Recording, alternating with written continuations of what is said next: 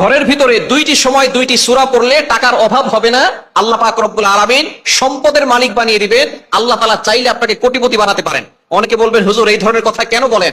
নবীজি সাল্লাল্লাহু আলাইহি ওয়াসাল্লাম নিজে জানিয়ে দিয়েছেন এমন কিছু আমল আছে যে আমলের মাধ্যমে আল্লাহ পাক রব্বুল আলামিন আপনাকে সম্পদ দিবেন। আল্লাহ পাক রব্বুল আলামিন আপনার ঘরের ভিতরে বরকত দান করে দিবেন। মনে রাখবেন, আল্লাহ তাআলা হযরত ওসমান রাদিয়াল্লাহু তাআলা আনহুকে ধনী বানিয়েছেন। সুতরাং সেই আল্লাহ কিন্তু আমাদেরকেও চাইলে ধনী বানাতে পারেন কি পারেন না? এজন্য অবশ্যই আল্লাহর উপরে ভরসা রাখেন। এক নাম্বার হচ্ছে ফজরের নামাজ ঘরের প্রত্যেকটা সদস্য পড়বেন। 5 ওয়াক্ত নামাজ তো অবশ্যই পড়বেন। ফজরের নামাজ সকলে পড়বেন, কারণ ফজরের সময় আল্লাহ পাক রব্বুল আলামিন বরকত দিয়ে থাকেন। নবীজি সাল্লাল্লাহু আলাইহি ওয়াসাল্লাম এই ফজরের সময় আল্লাহর কাছে দোয়া করেছেন যাতে করে এই ফজরের সময়টা বরকতময় হয়। নবীজি সাল্লাল্লাহু আলাইহি ওয়াসাল্লাম বলেছেন সহিহ বুখারীর হাদিস, আল্লাহুম্মা বারিক লি উম্মতি ফি বুকুরিহা, আল্লাহ আমার উম্মতের সকালটা তুমি বরকতময় করে দাও। আল্লাহ পাক রব্বুল আলামিন এই দোয়া কবুল করেছেন। সুতরাং যারা ফজরের নামাজ পড়ে এবং ফজরের নামাজের পরে সূরা ইয়াসিনের তেলাওয়াত করে, আল্লাহ পাক রব্বুল আলামিন ওই ঘরের ভিতরে কোনো অভাব রাখে না।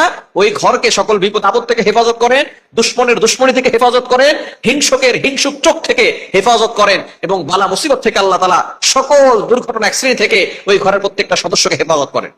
নবীজি সাল্লাল্লাহু আলাইহি ওয়াসাল্লাম জানিয়ে দিয়েছেন সূরা ইয়াসিনের তেলাওয়াত যে ঘরে করা হবে, ওই ঘরের ভিতরে আল্লাহ পাক রব্বুল আলামিন বৃষ্টির মতো বরকত নাজিল করবেন, রহমত নাজিল করে দিবেন।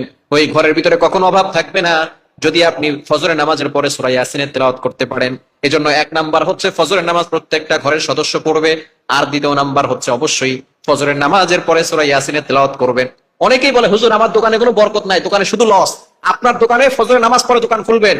আমরা এখন আমাদের সমাজের ভিতরে যে ট্রেন্ডিং চলে গেছে যে কষ্টের সময় দোকান খুলে, আল্লাহ পাক শোরুমগুলো সব 10টা দিকে খুলে, মানুষের কাজের জন্য ইহুদি খ্রিস্টানদের কৃষ্টি যাওয়ার জন্য নবী সাল্লাল্লাহু আলাইহি ওয়াসাল্লাম ফজরের সময়ের জন্য দোয়া করেছেন। আপনি আপনার দোকান ফজরের নামাজ পড়ে খুলবেন এবং সেখানে আপনি সূরা ইয়াসিনের তেলাওয়াত করবেন। দেখেন আল্লাহ তাআলা আপনার ওই দোকানের ভিতরে এত বরকত দিবেন, কয়টি খাবার এই জন্য করতে পারবেন না। এক নাম্বার হচ্ছে সূরা ইয়াসিন, নাম্বার 2 দ্বিতীয় নাম্বার হচ্ছে সূরা ওয়াকিয়া মাগরিবের নামাজের পরে সূরা ওয়াকিয়া তেলাওয়াত করবেন। আপনি নিজেও করতে পারেন, আপনার সন্তান যে কোনো একজন করলেই হবে। আব্দুল্লাহ ইবনে মাসউদ রাদিয়াল্লাহু তাআলা তিনি যখন অসুস্থ হয়ে পড়লেন এবং খলিফা ছিলেন ওসমান রাদিয়াল্লাহু তাআলা আনহু, লেবুর রস বাইহাকী শরীফের হাদিস, ওসমান রাদিয়াল্লাহু তাআলা আনহু তিনি গেলেন আব্দুল্লাহ ইবনে মাসউদ রাদিয়াল্লাহু তাআলা আনহুর কাছে, গিয়ে বললেন আপনি তো অসুস্থ, টেনশন করবেন না, আপনার মেয়েদেরকে আমি বাইতুল ফান্ড থেকে খাবারের ব্যবস্থা করব।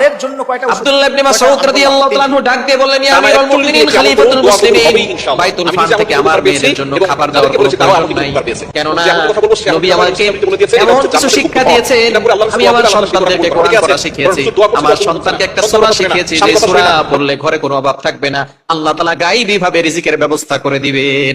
আব্দুল্লাহ ইবনে মাসউদ রাদিয়াল্লাহু আনহু বললেন, নবী সাল্লাল্লাহু আলাইহি ওয়াসাল্লাম বলেছেন যে ঘরে সূরা ওয়াকিয়া পড়া হয় সেই ঘরে কখনো বরকত কমে না। আল্লাহ পাক রব্বুল আলামিন গায়বী ভাবে রিজিকের ব্যবস্থা করেন। আল্লাহ পাক রব্বুল আলামিন সম্পদের অভাব সেই ঘরে রাখেন না। আমি আমার মেয়েদেরকে সূরা ওয়াকিয়া পড়া শিখিয়েছি, তারা প্রতি রাতে সূরা ওয়াকিয়া পড়ে, আল্লাহ তাআলা তাদেরকে গায়বী ভাবে রিজিকের ব্যবস্থা করবেন।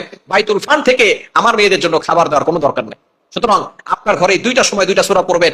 এক নাম্বার হচ্ছে ফজরের পরে সূরা ইয়াসিন, দ্বিতীয় নাম্বার হচ্ছে মাগরিবের পরে সূরা ওয়াকিয়া। ইনশাআল্লাহ আল্লাহ তাআলা ঘরে